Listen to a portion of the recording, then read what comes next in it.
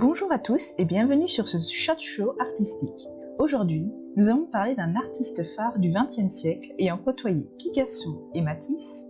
Il s'agit de l'un des pères de l'art abstrait, j'ai nommé Vassili Kandinsky. Kandinsky est l'un des premiers peintres à ne pas représenter le réel et donc à créer des œuvres non figuratives. Dans une aquarelle qu'il réalise en 1910, l'artiste s'affranchit de la vision de la nature telle qu'elle est et en propose une autre, plus proche de son ressenti et de ses émotions. En d'autres termes, Kandinsky propose de vivre l'œuvre à travers des sentiments et non pas de simplement représenter ce qu'il a sous les yeux. C'est une révolution. Depuis les premières peintures murales, l'homme a toujours tenté de représenter ce qu'il voyait à des fins de témoignage ou dans le but de raconter une histoire. C'est ici que Kandinsky se démarque des autres artistes de son temps. Il exprime sa créativité en se détachant des codes préétablis de la représentation. La légende raconte que c'est lorsqu'il se rendit un jour dans son atelier qu'il remarqua une toile posée à l'envers. C'est en contemplant cette toile qu'il se rendit compte de l'importance de la construction et de la déconstruction de l'image.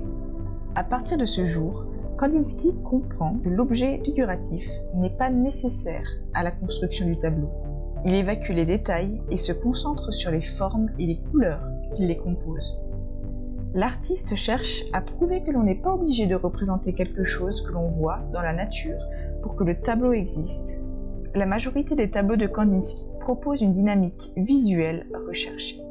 Par un jeu de courbes, de lignes et de formes géométriques, il parvient à guider notre regard très souvent du bas vers le haut et de la gauche vers la droite.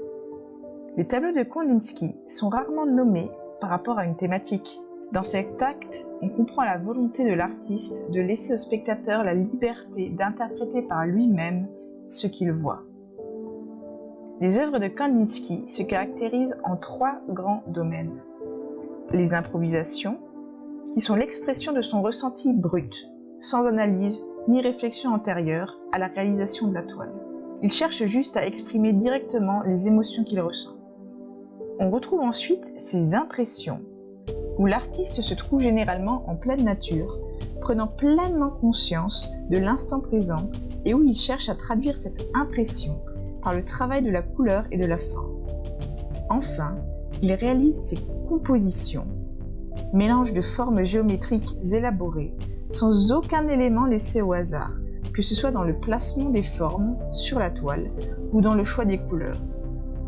Kandinsky veut permettre au spectateur de se libérer de la nécessité de connaître l'histoire d'une œuvre pour la comprendre.